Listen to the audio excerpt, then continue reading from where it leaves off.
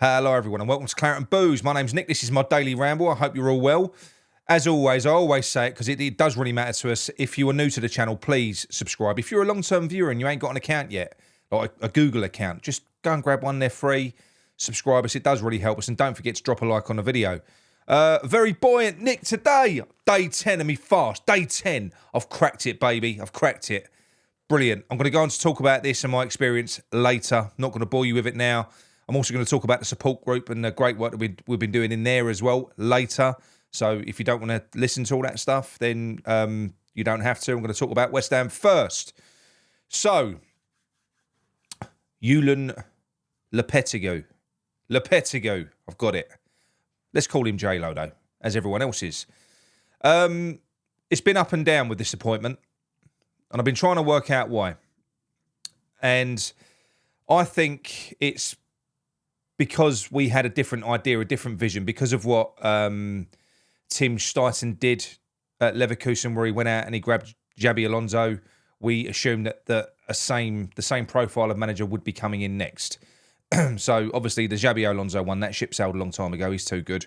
But then Ruben Amorim came up. Now, it was just such a shame, really. It's a shame for J-Lo that the Ruben Amorim story slipped, because once that slipped, we all got our hopes up. You know, we really did. That was like, he's a great manager. You know, one that we are highly in demand as well. A manager that will end up at a top club. You know, and that's where we thought that we were going. All of a sudden, we thought, Jesus Christ, this is amazing.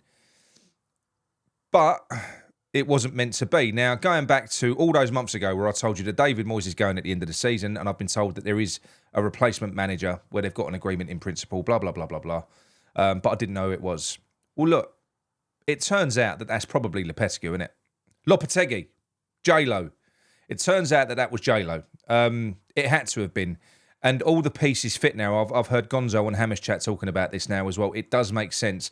A lot of the targets that we went for in January, a lot of them are the same targets that we are going to be going for now. And that's probably because they are targets that have been worked on in collaboration with Tim and J-Lo.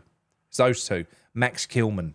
Max Kilman was fantastic in that, in the end of the season where they survived relegation under J-Lo. He was brilliant. He was fantastic. And he would be a welcome addition to our backline. We all know how we're struggling defensively. He would be fantastic. So that's one which I do genuinely think is going to happen. And this probably kind of does make you understand a little bit maybe why David Moyes was being so petulant and pushing back on a lot of the transfers back in January, probably because he smelt a rat. He could see what was going on. So there was a lot of political games going on. It was a shame that we burned that half a season, because we could have gone on to do an awful lot more. But onwards and upwards, right? Onwards and upwards. This was all part of the plan. Whether it was J-Lo that was the planned manager, it is looking like that was the case. I suppose we'll see in the long run. But, well, we'll never know. We'll never know. You know, that story will never come out, even though other people have alluded to it. People like his best mate, Golan Balaguer. He's come out and basically said that they've been having these conversations for an awful long time. So it looks like it was always J-Lo, right? Now, the more I look into what Lopetegui has been up to and what he's been doing throughout his career, the more excited I'm getting. And the more I'm starting to look at it through sensible eyes as well, because it is a massive overhaul that's needed at West Ham. For us to go and completely change our style to the type of football that we all ultimately want to watch, which is kind of a high-energy, high-press game, we need a new squad. Sullivan's never going to fund it. We probably couldn't fund it anyway because of FFP. You know, we probably wouldn't be able to do it even if they wanted to put the money in. You're restricted. So I do think that that Lopetegui is a really good kind of interim appointment. I think that's what he'll prove to be. I do think that's what he'll prove to be. He is a head coach. He's not a manager. So he's not signing players. He will be working with Tim, because Tim will need him to succeed. But he'll be able to make use of players that we've got. He is also a player because of he's got a history of working with younger players. Look at his history playing for the Spanish national team. Not playing, managing, coaching the Spanish national teams at the underage levels. You know, and he did fantastically well. So this young crop of players that we've got, they've got much more chance of breaking through and getting meaningful minutes under J-Lo than what they had previously. I'm really, really fucking excited. I know they played a bit of a bland style of football with Wolves. They did, but when he came in, they was rock bottom. He had to be probably more pragmatic than he's ever been just to try and grind out the results to get them up the table. It was different. It was a different job to what he's had before. There are some concerns around Lopetegui, but I'm not concerned. And the concerns are that he's a little bit of a slut in footballing terms, right? You know, you go out with Tom, you dance with Dick, and in the morning you wake up with Harry.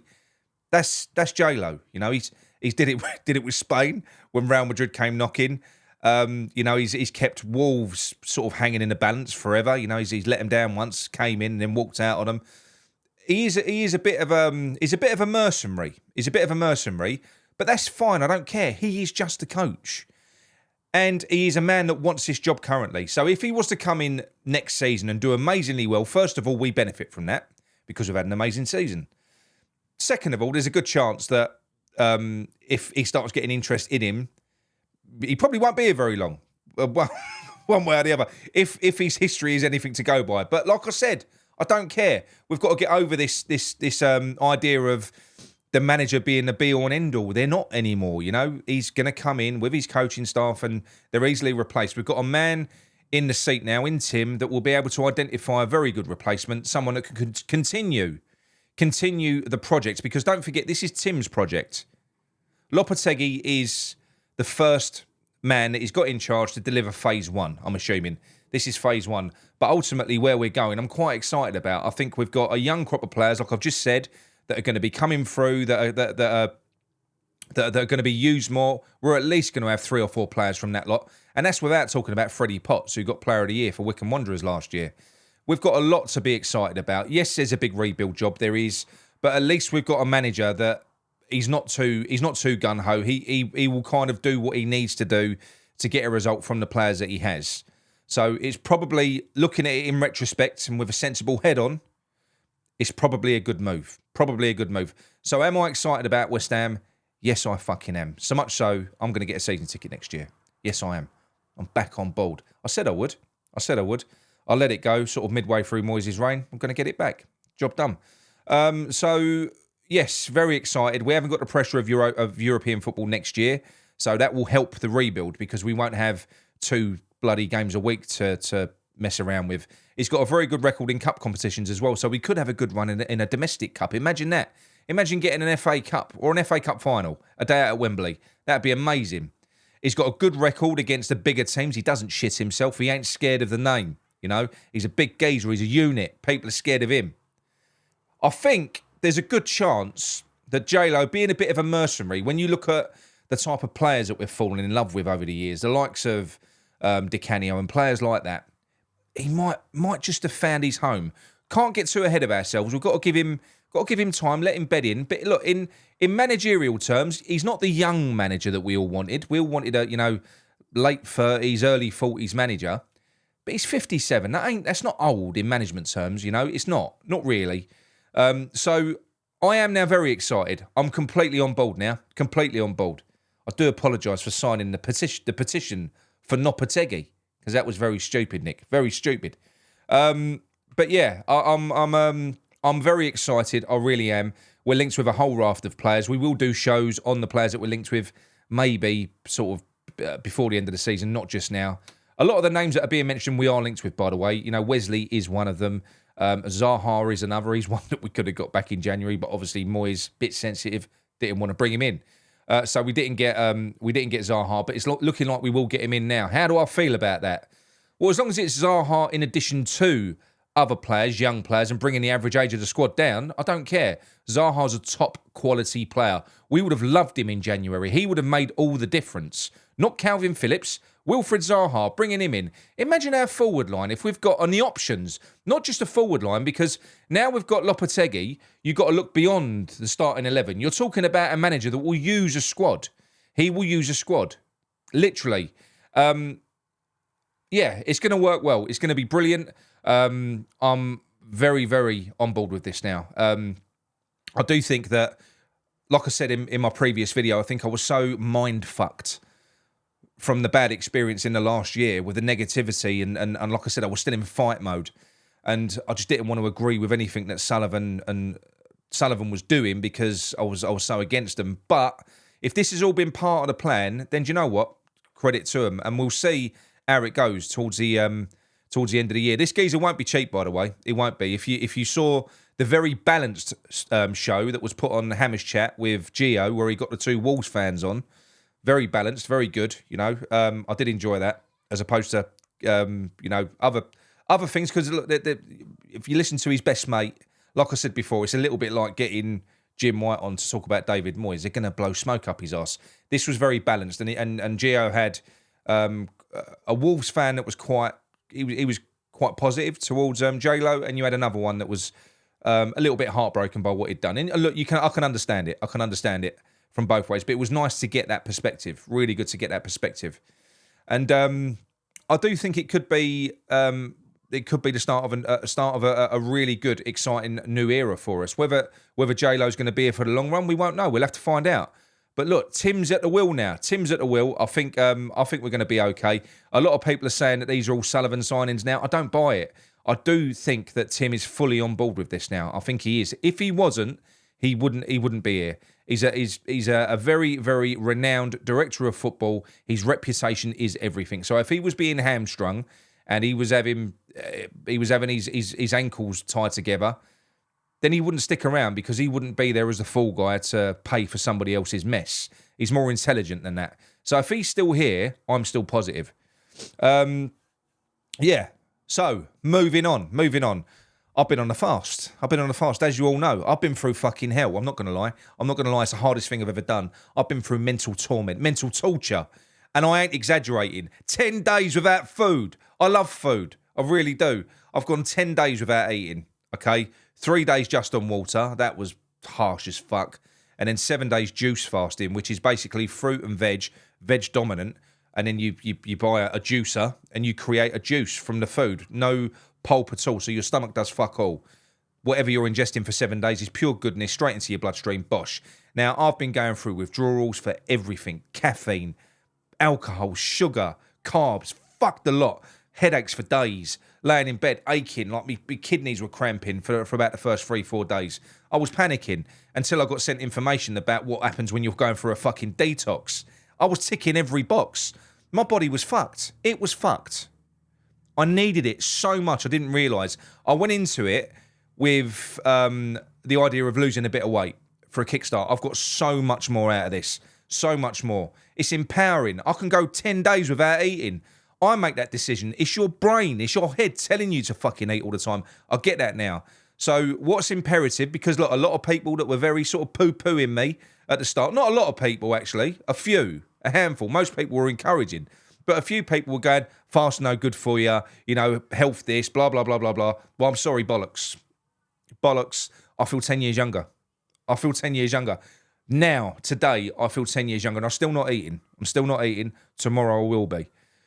I feel amazing. I feel, honestly, energy levels. My brain's more fucking alert. I feel happier, much happier. The weight loss is great. I've lost 1 stone 6 pounds in 10 days. That's a lot.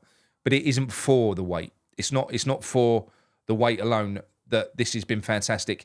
It's breaking the habits of a fucking lifetime. Getting those toxins out of your system. I've got to the stage now where I'm not craving the shit anymore. I went through 6-7 days of hell of doing that. And that's why all of my fucking diets and everything else that I've tried to do in the last 4 or 5 years have failed. Because I crave all this shit still. And I'm still giving myself a little bit. I'm doing it in moderation. But this stuff, cold turkey, got it out of my system. And look, the proof will be in the pudding if I can keep this up. And I'm going to keep it up. I'm going to take all of the tools that I've learnt from this, all the suffering, I'm going to use it. I'm not going to break. I'm going to try and be a lot healthier. I'm not saying that I'm going to go completely fucking, not going to treat myself. Of course I will. I'll still go out and have a drink and stuff like that, but I'm not going to drink indoors anymore. I'm going to be sensible with me eating. I've learned a lot about fasting and the benefits of it. So I'm probably going to look until I'm down to my target weight, because I'm still massively overweight. I've got about another 3 stone to come off. But at this rate, it's going to be off in no time. I'm going to be modelling underwear by August. I'm going to be doing probably OMAD, so 1 meal a day, because that's a piece of piss compared to what I've just been doing. You know, no, especially during the week. I rarely eat breakfast anyway. I've just got to skip lunch. And then all you do is you can have a big meal, a good balanced meal, and that's it. And that means that for 23 hours a day, you're fasting. And if anyone wants to know what your body does when you're fasting, well, first of all, look at the difference with me now compared to what I was like 10 days ago, 11 days ago. But do some reading on it. It's impressive. We've been doing things all wrong as people, I'm telling you. And anybody that wants to do this fast again, don't try and do it on your own. I mean it. I tried to bow and crash out of this, I reckon 5 times in 7 days. I was the biggest bitch in that group. I was phoning Jay up, you know, almost in tears at some points, going, questioning everything. What's the point in this? It ain't helping me. I don't feel no healthier. What's going on? And having Jay and his wife, his beautiful wife, they do this fast with you. So not only are they coping with our shit, they're doing it with you. They come on a journey with you. And Jay's on hand constantly, all the time. Whenever you're down, he picks you up. The group that we had, because there was a WhatsApp group for everybody that was on that fast, everyone mucks in, everyone helps each other out. Amazing bunch of people. Absolutely fucking brilliant. Loads of claret and boozers were on there as well with me. You know what? Fucking love you. Love you. We've done it. We've done it. Quite a few people had to suffer a lot more than me. They're going through lots more shit than me. Big shout out to Dougie. Big shout out to Juju. Love the pair of you. Dougie, I'm so proud of you, mate. And Adam as well. You know, my God, did you have to put up with some stuff? It was good. It was good. We're through it. Like I said, you know, we're at day 10. We've broke the back of it. We get to tomorrow, we can start eating again. It's amazing. But yeah, going back to what I was saying, you can't do it on your own. Anyone that thinks that you can do this on your own, say you're in the state that I was in, and you go, all right, yeah, I'm going to do that. I'm going to have 3 days on water and 7 days on juice. You fucking quit by day 2. You will. It needs to be managed. You need people on hand that are there to pick you up when you're down. You need to know that there are other people suffering like you're suffering as well. That means a lot. That means a lot. To have that little group of people, so you're not feeling all alone. You know, there's other people sharing their stories, putting videos on there, stuff like that. It's amazing. So Jay does these, and we're going to be doing these through Claret and Booze. We're doing them 4 times a year. 4 times a year, and I fucking vouch for this shit now, and I'm going to do the next one. I'm signing up for the next one. I'm going to be on there as well. Join our group anyway. I'm going to all the links to our community are going to be in the description. That health side of things is going to build and build and build, as well as the mental health side of things, which is going amazingly well at the moment. Really well, fantastic. And I have not been present on that side at all lately. So I want to give a huge shout out to our wonderful team of admins. Obviously, my brother Gary, Mickey Smith, who's been absolutely fantastic in there. He's been on there every day. He perks people up. You know, he's always got a joke in him, but he's got a sensitive side. You know, Mickey as well. He's got a sensitive side, and his support of people is amazing. It really is. And obviously, we've got Sam, we've got Louis, we've got John, all mucking in, keeping the place lively. You know, checking in on people and just keeping the wheels turning. It's fantastic. But a massive, massive shout out to our ladies. So we've got Amanda and we've got Kerry, who you know as Happy Hammerette. They are phenomenal, those 2 girls. They are brilliant, honestly. And they've got their own shit going on at the moment. But they are they've got the best hearts, honestly. They're always there. They're always on hand. And all I've had for the last week are messages from people saying, please, you know, pass my thanks on to Amanda and Kerry. They've really helped me. They've really been helping me. They're always happy. They're always bright. They're always there to listen. They're fucking brilliant. And the ladies' side is building. It's building. It's getting bigger. So please, jump on board, ladies. It's a great place. You know, many people that came into this support group didn't think that they needed help themselves. They came in to help other people. There's lots of them. Myself, Tony, Dougie. There's tons of them that came in. All of a sudden, you realise, shit, I need this as well. The things you learn. When Jay does he does his weekly classes, one for men, one for women. He does it. They're like an hour to 2 hours long. He does them once a week for both. It's fucking brilliant, the stuff that you learn. For self-help, nothing's more powerful than self-help. Learning to understand yourself, understand your own mind. You know, that's what we're learning. That's what I'm learning as well. It's a brilliant experience. It really is. Jay, you're a fucking angel, mate. They come in all shapes and sizes, and you are definitely one of them. I'm so glad that you came into my life personally, but everyone else's. He's the most positive person in the world. He's caring. He's knowledgeable. He's charismatic. The geezer is just fucking. If you're feeling down, this bloke picks you up. He boots you up. I think Amanda calls him a positive laxative. The place is great. It is fantastic, and all of this is possible.